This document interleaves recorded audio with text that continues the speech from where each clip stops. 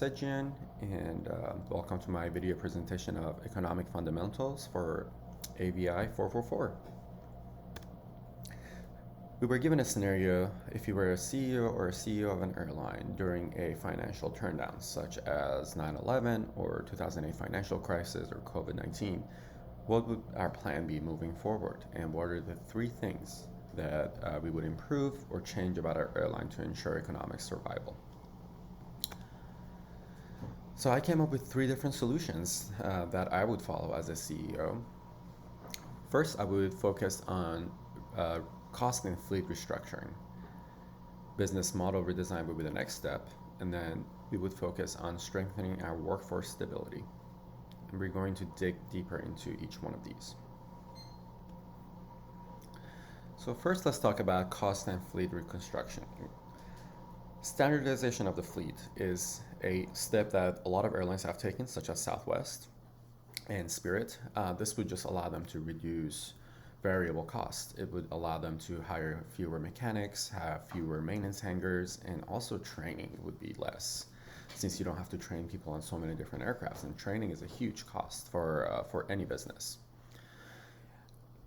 And we would also choose a different hub, because the hubs can be very expensive sometimes, and choosing a hub that is going to work with you and provide you with tax breaks and financial incentives would be a great move. We've seen airlines do that, and for example, United has moved out of Newark, and this will just allow them to reconstruction their routes and also save money on their fees. Business model redesign. So yes, going back to routes, we would choose different routes. We would choose routes that are going to be very popular no matter what, such as routes to big cities, Los Angeles, New York, Chicago. And we would also focus on cargo, and we would redesign our aircraft, maybe remodify them to allow more cargo.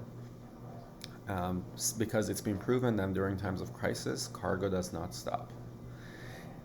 And also, we would take advantage of modern technology and use AI for a little bit of more dynamic pricing. It will make us more competitive, and whenever we are allowed to charge more, we would do that in order to generate a bit of more income.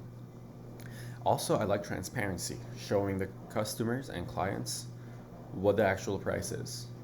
I like providing package prices, and this way they feel like they are not overpaying, and also they have an understanding of what to expect with the package that they're purchasing. Next, workforce stability. We know that workforce is a huge part of a success of a business, and during times of crisis, certain companies have decided to fire their employees or furlough them, and that ends up costing you a lot of money down the line. As we've seen with Lockheed Martin, they did that, and a lot of their employees were hired by Boeing, and then they had to retrain new employees, and they lost all the wisdom and experience that came with it. And it will also offer voluntarily programs such as early retirement, leave of absence, fewer hours paid period. People love doing these because it allows them a little bit of freedom. They can take advantage of it when they want to, and we don't care who's working and who's not, as long as they're valued employees. We just want to reduce costs.